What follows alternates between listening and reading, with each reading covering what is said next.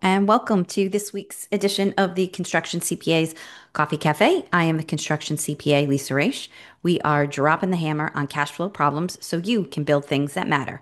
So, this week's topic is going to be how to keep your construction business liquid. So, this is going to be all about cash flow. And why do we want to talk about cash flow, which is the lifeblood of your business, of course, but we just want to talk about how to keep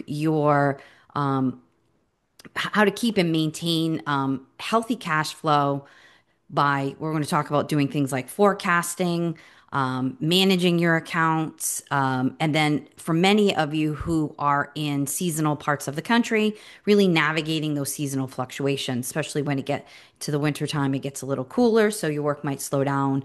How to really navigate those changes where it's not necessarily fluid or flat throughout the year. So, why is it so important for us to talk about cash flow and cash flow forecasting?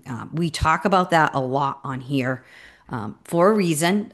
Cash flow challenges are one of the primary concerns in construction. It's one of the biggest concerns that we see across the board with all of our clients, whether a client is navigating a short term cash situation, which may happen. Some clients have more long term cash situations, which they're trying to get out of. So it really is something that needs to be addressed on a regular basis because it is one of those items. It is the lifeblood of your business. It really is. So, why is it so important to have accurate forecasting? So, what is cash flow forecasting? Again, I mentioned we talk about it a lot on here. It's not your budgeting, it's actually forecasting out where your cash is going to kind of come in and go out. So it's not your budget. I'm budgeting X dollars every month. No, I actually know these things. Dollars are going to come in here, they're going to go out there. So that's the difference between forecasting your cash and really having a budget of what you're going to spend. It is a forward looking tool. So we do it with clients typically at the least on a 13-week basis. If a client has run into a cash flow challenge, forecasting your cash out for 13 weeks is vital, right? You want to see that you're going to run out of money on week 5. It's not really, in many cases, if a client has an acute cash flow challenge, we want to be able to see that. It's important to know where you're falling on a monthly basis, but really that 13-week in and out. I believe I'm going to collect this invoice here, that invoice here, this one there, and then I need to pay this vendor, this sub, I need to pay payroll, and it's going out. So really, it's looking at the dollars coming in and then the dollars going out. Why does this matter? It will help you identify a shortfall in advance. Again, why do we do cash flow forecasting for 13 weeks? I want to see that you're going to run out of cash on week 6 or on week 9, right? In the middle of a month versus only doing cash flow forecasting on a monthly basis. You want to know these things in advance so that you can make any potential changes or think about making changes to be able to navigate that so that you, in fact, don't necessarily run out of cash in week 6 or week 9 or whatever you have originally forecasted. So you can make decisions based on where you know the cash is coming in and going out. Are you able to hire? Are you able to make more purchases?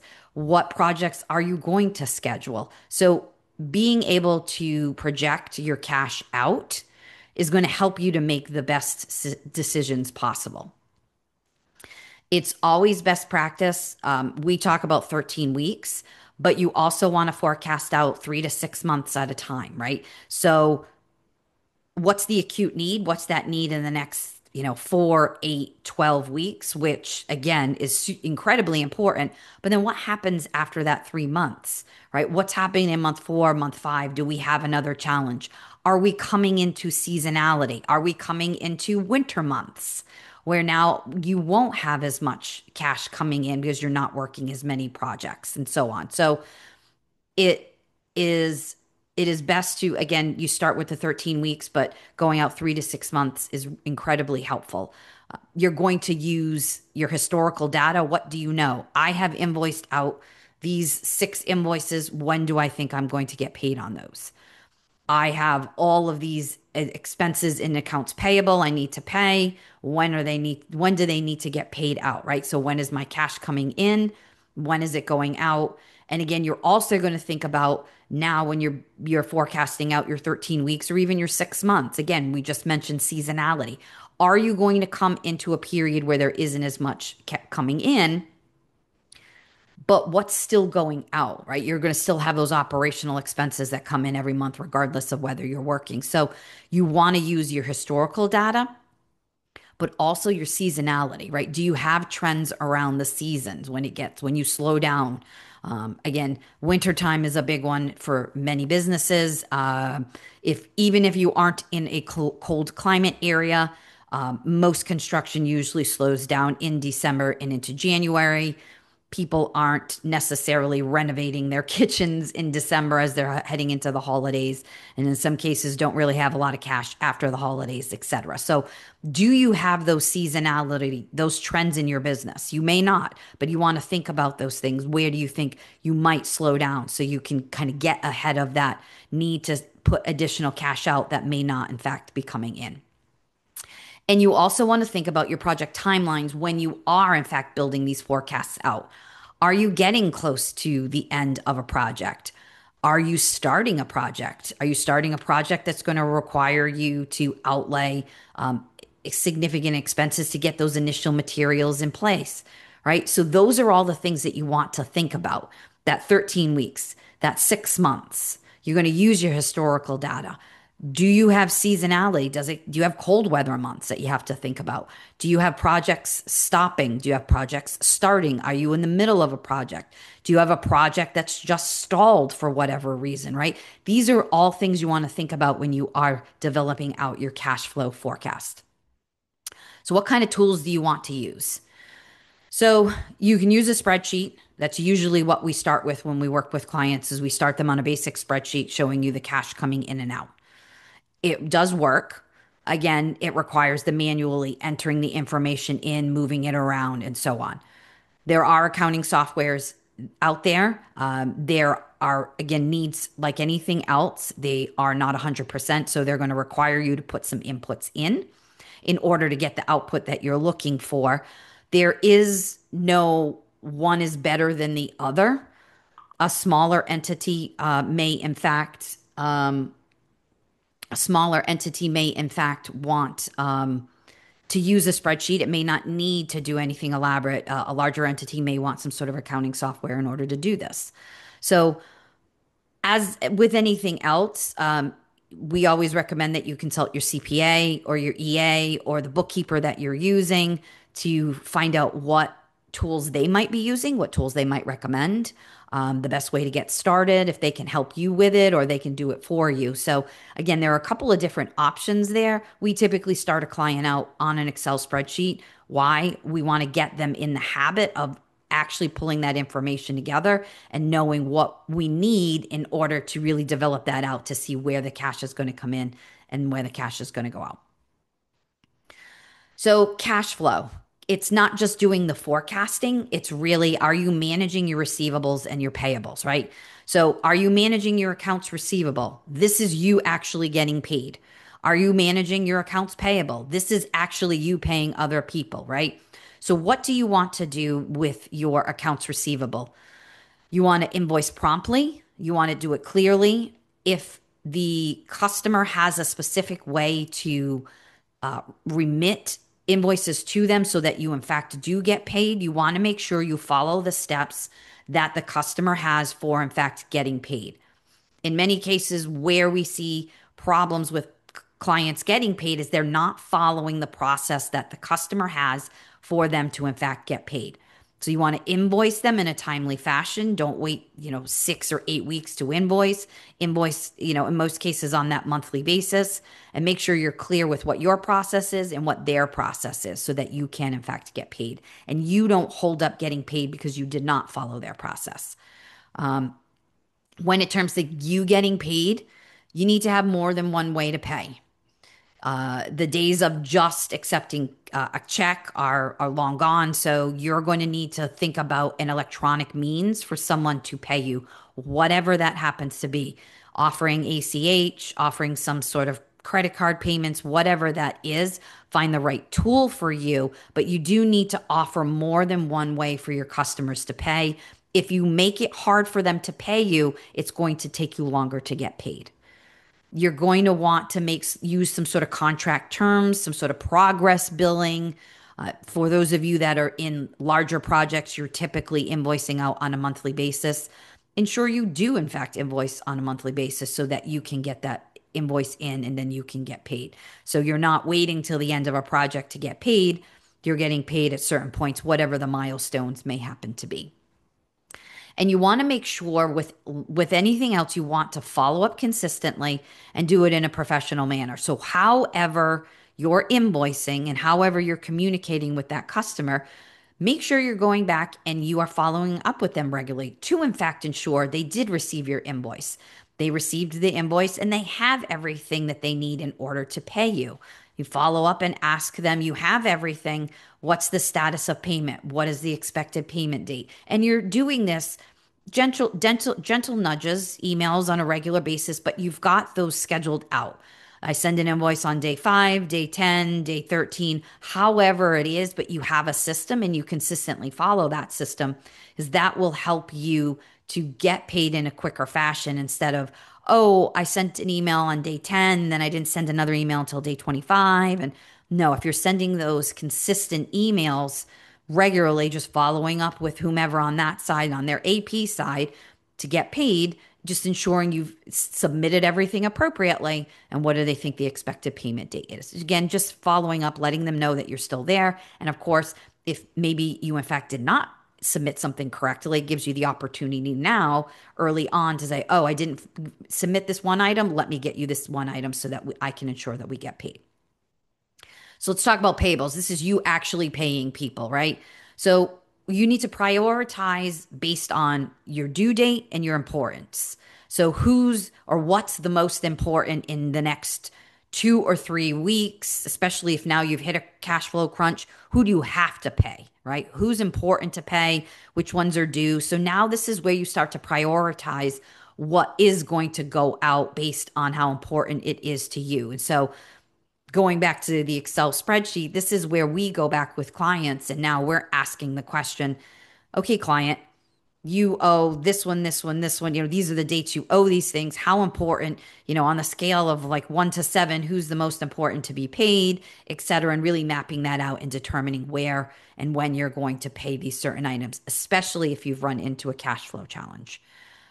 If you have the ability, try to negotiate terms, especially with your suppliers or maybe with your subs. Some of our clients, depending on the type of work that they do, their subs know that they will not get paid on their invoice until our client actually gets paid from the customer on the project. So you've negotiated that in advance before the work has even started, for example. Or your materials vendors, right? Do you have payment terms? Can you negotiate the payment terms out a little bit farther? Is that an option? If you can, at times where cash allows it, can you take advantage of an early payment discount, right? That might be a good option for you at certain times of the year, maybe when you are flush with cash. That isn't always an option, but maybe it is, right? So you want to consider that. Instead of paying it at 45 days, maybe at 30 days you get a discount. So what does that look like if I pay that invoice at 30 days versus 45 days? And with anything else, you want to make sure you avoid any unnecessary late fees. So really think about, when are things due? Who are they due to? Am I incurring additional late fees on paying that invoice 5, 10, 15 days late, so on? Again, if you are incurring, you really don't want to, but is there a way for you to eliminate and just say, let me pay that on time. I don't want to incur any more fees. If I do that, then, am I moving something else farther out on my cash flow forecast to accommodate the fact that I don't want to incur late fees on, these 3 invoices, for example. So you're going to hit, many of you, because a lot of you are in seasonal parts of this country. It's going to get cold during, in the wintertime. So things are going to slow down. So you're going to hit seasonal slowdown. So kind of how do you dealing with that seasonality? What does that actually really mean? So you need to plan ahead. In most cases, you know when the slow season is coming because you have history in your business. And even if you don't have history in your business, for example, if you are located in a cooler climate, you know that November through March, it's going to be cooler.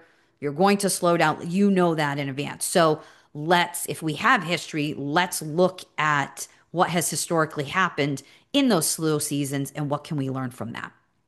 And then moving forward now in the warmer seasons, and again, I'm making assumptions here. Many of you are in, seasonal areas, and I'm using that as an example. But when you are flush with cash in busier periods, are you building up that cash cushion, that emergency fund, right? For that, well, not only just the emergency fund, but that cushion for I have more cash, for example, in the summer, I need it to last through the winter. So, how am I using that cash so that it lasts me through those cold months, right? So, you're planning ahead. You're looking at where your slow periods may, in fact, be, and what do I need to get me from point A to point B through that slow season.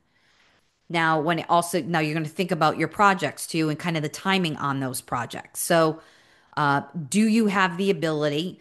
Let's just say, can you schedule a project maybe in an off season or a slower season for you, right? So, maybe, for example, I'm going to use the winter as an example again. Can you schedule inside work for those colder winter months, right? Where you don't have the ability to be outside. So, can you adjust the timing of your projects so that you are, continuing to work, having dollars coming in, so on through those slower months?